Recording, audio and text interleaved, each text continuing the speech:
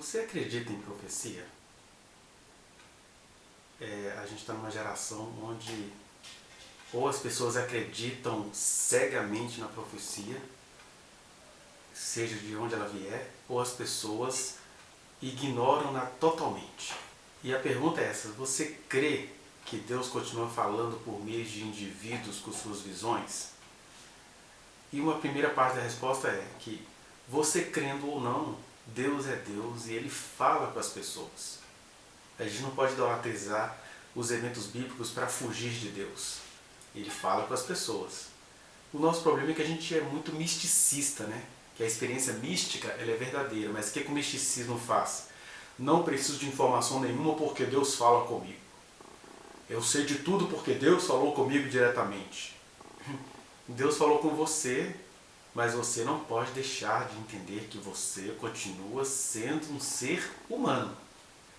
Que até quando Deus está falando com você, você pode estar fazendo uma leitura totalmente errônea disso.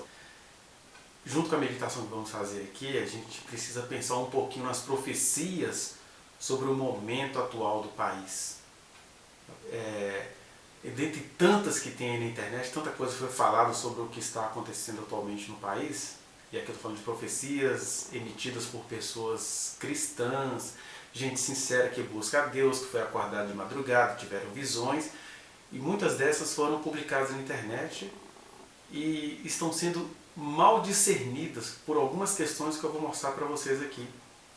Mas um dia desses eu estava conversando com uma colega de trabalho, serva do Senhor, que tem esses dons de profecia, e ela falando comigo, né, tentando defender as sandices do atual governo, e ela falou: não, eu sei disso tudo porque o Senhor falou comigo, eu sei que é assim, porque Deus quer assim, etc. E aí eu falei com ela: olha, eu não duvido das visões nem das profecias. Agora, até a palavra de Deus deixa bem claro que o profeta pode estar enganado na interpretação do que ele está fazendo. Se você pega, por exemplo, o profeta Ezequiel, o gabaritado profeta Ezequiel, ele falou coisas tão preciosas acerca de Jesus, que se ele visse Jesus mesmo, 400 ou 500 anos depois das profecias dele, ele ia mandar matar Jesus. Que Jesus é esse? Que toca no imundo, que anda com publicanos e pecadores? Na minha profecia dizia que ia ser tudo o contrário disso, porque ele estava falando de arquétipos, de simbologias, de santidades e não de práticas necessariamente. Aí eu dizia para minha colega de trabalho que Jesus, que o profeta Ezequiel, ele se enganaria.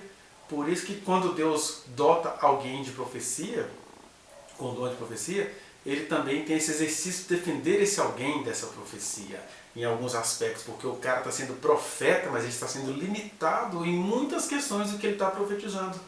Né? Quantas coisas eternas os profetas profetizaram, eles não conseguiam entender que ali se estava tratando de coisas eternas. Para uns Deus fala, igual ele falou com Daniel: olha, levante-se, vai descansar, você vai ver até o fim dos seus dias, isso vai se cumprir bem depois. Para outros Deus não falava nada, e eles ficavam com aquela sensação de que aquilo ia acontecer já, ali, e aí existem coisas que eles falaram que estão longe de acontecer, porque Deus é Deus, Ele se manifesta em toda a sua divindade, mas os profetas são pessoas limitadas, deveriam ter a humildade em relação a isso.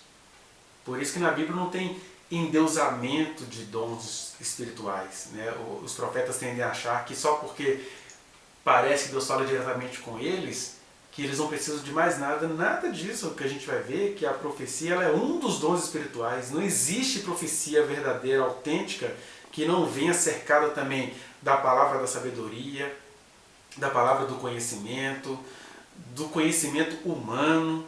Se você for olhar, por exemplo, no livro, na classificação bíblica, vamos chamar os profetas maiores, né? Isaías, Jeremias, que escreveu também as suas lamentações, Ezequiel e Daniel. Esses 4 ditos profetas maiores eram homens de muita ciência, de muito entendimento, de muito estudo. O profeta Daniel foi encontrado entre os sábios, então ele tinha experiências místicas, mas ele não era um misticista. Isaías entendia de poesia, de política, de cultura, de tudo quanto é coisa. Um dos textos mais belos das Escrituras está ali nos originais do profeta Isaías.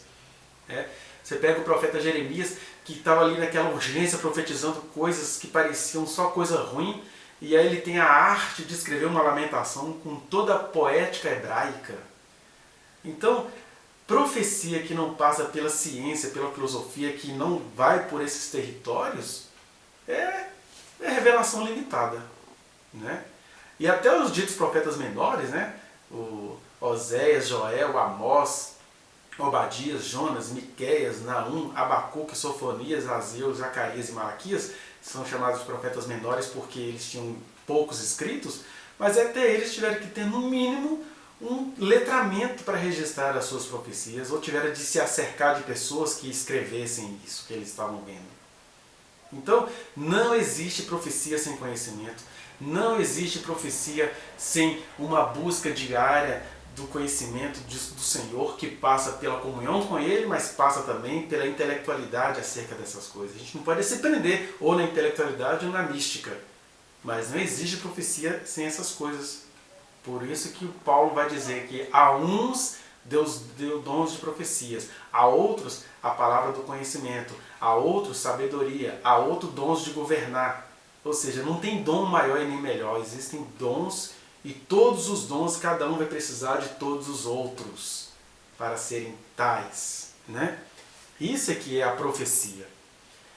Mas por que eu estou dizendo isso? Eu queria que você desse uma olhadinha nessa profecia dessa irmã, dessas muitas sobre o momento atual do Brasil. Dê uma olhadinha nessa profecia.